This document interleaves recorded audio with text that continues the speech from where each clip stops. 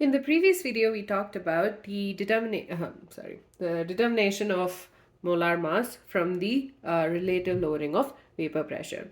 In this one, we are going to be talking about elevation and boiling point. So in chapter 5 last year, I don't know if you remember this, but you did learn about the fact that how vapor pressure and boiling point are related. So the boiling point is the temperature at which the vapor pressure of the solution, of this of the gas above the solution, is equal to the atmospheric pressure. So obviously in the previous video we learned that there is going to be a decrease in vapor pressure of the solution when a non-volatile solute is added to it, and because of this it would require more heat, or like it would require a higher temperature for it to get to the boiling point. So there is going to be an elevation in boiling point. For example, pure water, the boiling point of pure water is 100 degrees Celsius or 373.15 Kelvin when it's at the atmospheric pressure. So at this pressure, the vapor pressure of water is 1.013 bar. That is 1 atmosphere. Now, when we add some solution, like when we add some sugar to it, there would be a decrease in the vapor pressure. That's what we learned in the previous video.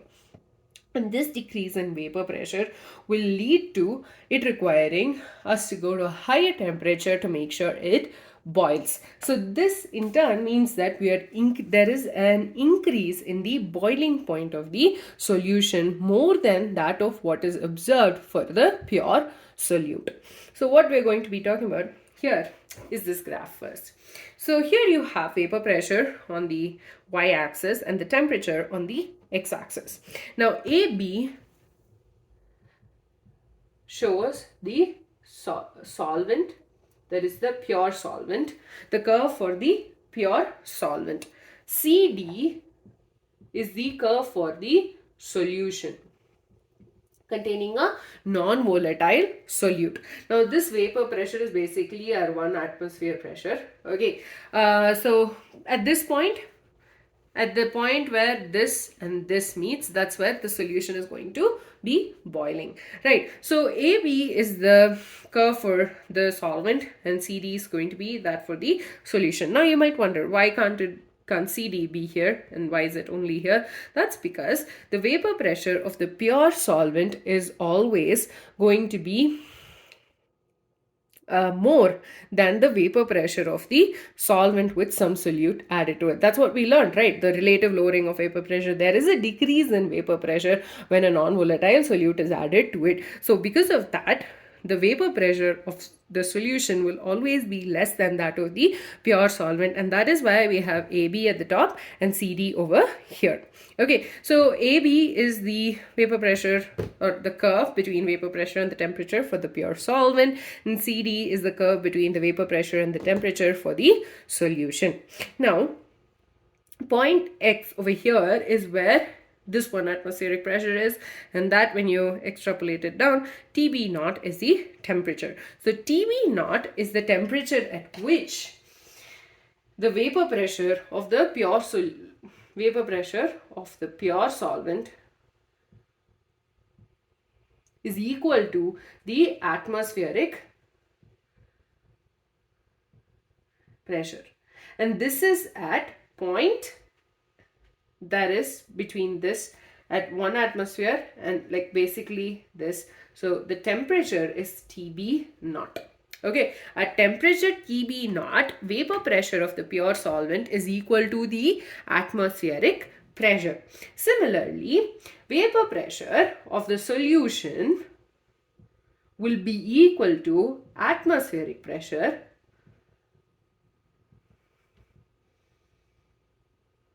at TB. So at this point, there is TB, the temperature TB. The vapor pressure of the solution is equal to atmospheric pressure. Essentially, what I'm telling you is that at this point, the solution is getting boiled. Okay, so the boiling point of the solvent, of the pure solvent, will be equal to TB naught. Okay, so boiling point of the pure solvent, because the vapor pressure of the pure solvent is equal to the atmospheric pressure at a particular temperature, that is TB naught, and that temperature is the boiling point of the solvent. Similarly, you will have boiling point of the solute. Oh, sorry, not the solute. Solute does not get boiled. Sorry. Of the solution will be equal to TB. Okay, so TB naught is the boiling point of the solvent. TB is the boiling point of the solution. Okay, so now from here it's quite obvious that TB naught is less than TB as well. Okay, so delta TB, so we know first of all TB naught is less than TB, or TB is greater than TB naught, because it's at a higher, it requires more at a higher temperature for it to actually boil. So there is an elevation in boiling point. Basically, from the whole graph I've tried to explain you the fact that there has been an elevation in boiling point. I really wish I could show you that as an experiment, maybe someday, but for now we need to just understand this graph, and the graph is pretty explanatory, self-explanatory rather. So we're considering AB to be the curve for the solvent, CD to be the curve for the solution. So, and 1 atmosphere, that is the atmospheric pressure. So when when the vapor pressure is equal to 1 atmosphere at that particular temperature, that's when we know our solution is, or the solvent is boiling. So we first of all understood that CD has to be lower than AB, because the vapor pressure of the pure solvent is always higher than that of the solution, which is what we learned in the previous video. So vapor pressure of the pure solvent is equal to the atmospheric pressure at TB naught, because we extrapolated it at point X, and so we got TB naught. TB naught is the boiling point of the solvent. Vapor pressure of the solution is equal to atmospheric pressure at TB. So TB is equal to the boiling point of the solution. From this graph, it's quite obvious that TB naught is less than TB, or TB is greater than TB naught, which means there is an elevation in boiling point. Okay, I just write BP because makes sense. So there is an elevation in boiling point. Now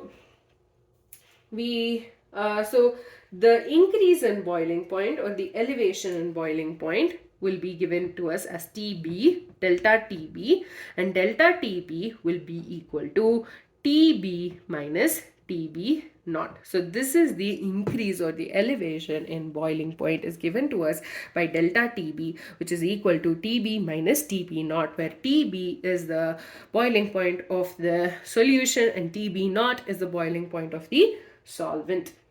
So based on some experiments which were done for dilute solutions, it was found that the elevation of the boiling point, that is delta TB, is equal to is directly proportional to the molality, the molar concentration. So delta TB is directly proportional to the molar concentration. And obviously, when there's a proportionality constant, when there's a proportionality symbol, we get a proportionality constant. That constant is Kb. So Kb is the boiling point elevation constant. So molality is the number of moles of the solute dissolved in 1 kilogram of the solvent, which again we learned in the beginning of this chapter. And the Kb, that is the proportionality constant over here, is the boiling point elevation constant, or molar elevation constant, or the ebullioscopic constant. So Kb is the proportionality constant. We're calling it either molar elevation constant, boiling point elevation constant, or the ebullioscopic constant. So basically, delta TB, based on certain experiments, it was observed for dilute solutions that delta TB is directly proportional to the molar concentration. So delta TB is nothing but the elevation in the boiling point, and when we remove the proportionality symbol, we got a proportionality constant, that is Kb.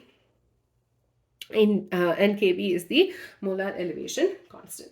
The units of Kb is Kelvin kilograms per mole. So Kelvin kilograms per mole is the unit of the molar elevation constant.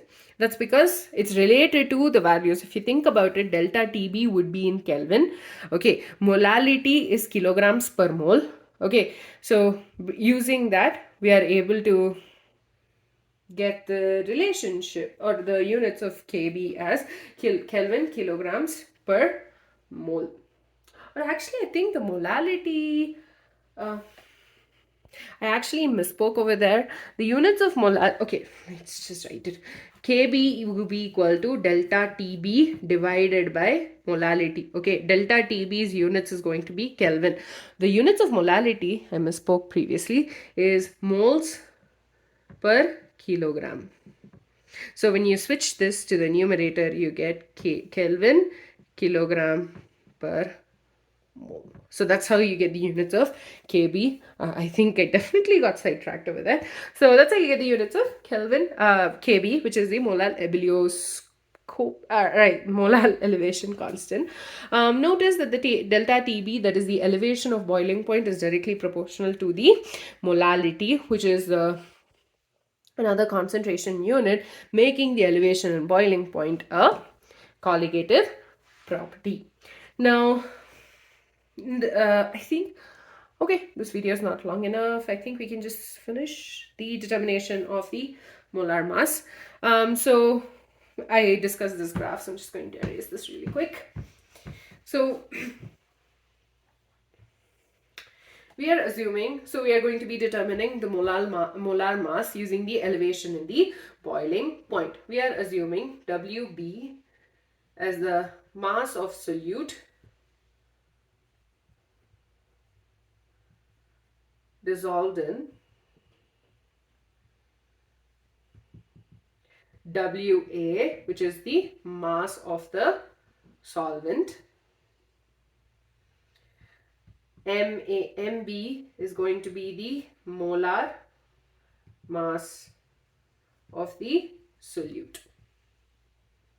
Okay, so we are assuming a certain amount of solute is dissolved in a certain amount of solvent, and we know like the mass, and MB is equal to the molar mass of the solute. So molality, actually I'm just going to erase this because the graph has been erased and we went over it a couple of times. So the molality, which is M, equals to the mass of the solute, moles of solute, my goodness, moles of solute divided by mass of solvent, and if we have it in grams, we will multiply this with 1000. Okay, just because molality is based in kilograms. So basically, you have molality equals to mass moles of the solute into 1000 divided by mass of the solvent. The number of moles of solute, that is NB, will be equal to WB by MB, mass by molar mass, which is something we discussed in the previous video as well. So number of moles of the solute is equal to NB, which is nothing but mass by molar mass. We can substitute this value over here. So M, that is the molality, will be WB by MB divided by into 1000 divided by the mass of the solvent, which is WA. Okay, so we basically excuse me, WB into 1000 divided by, MB into WA. Okay, so WB into 1000 divided by MB into WA. Now we know from there that delta TB is equal to KB into M. We're just going to be substituting that. So delta TB will be equal to KB into WB into 1000 divided by MB into WA. Okay, so rather, I don't want the bracket. The bracket confuses me sometimes. So KB into WB into 1000 divided by MB into WA. So from this we can write MB equals to KB into WB into 1000. Now the B for KB is different from that of this. So this represents the molar elevation constant. This represents the fact that it's the solute divided. So we're just shifting this over here, shifting this over here. So you get delta TB into WA. With that, we're able to calculate the value of the molar mass of the solute from the elevation in the boiling point. So we assume that WB is a certain mass of the solute dissolved in a certain mass of the solvent, WA. MB is the molar mass of the solute. Molality M is equal to the moles of the solute into 1000 divided by mass of solvent in grams, because moles of solute divided mass of solvent in kilograms is given by molality. So we're just converting it from kilograms to grams. So that's why we have into 1000 over here. Again, that's the basics. To make sure you understand the basics. So the number of moles of the solute is equal to mass by molar mass, so WB, which is the mass of the solute, and molar mass, that is the MB. So M equals to WB by MB into 1000 divided by WA. We're simplifying it to give us WB into 1000 divided by MB into WA. Now we know from this relation that delta TB equals to KB into M. Now we're just substituting the value of M in the equation. We get this relationship, and then we're shifting MB over here, and so we get the value of MB equals to KB into WB into 1000 divided by delta TB into WA is the molar mass. So we definitely need to know all these values for us to be able to calculate the molar mass. And remember, this is for a dilute solution. The reason I say this will become more apparent when we talk about certain things about the colligative properties, and we will be doing that in the end of the chapter. With that, we're done with the elevation and boiling point. In the next video, we will be talking about the depression in freezing point.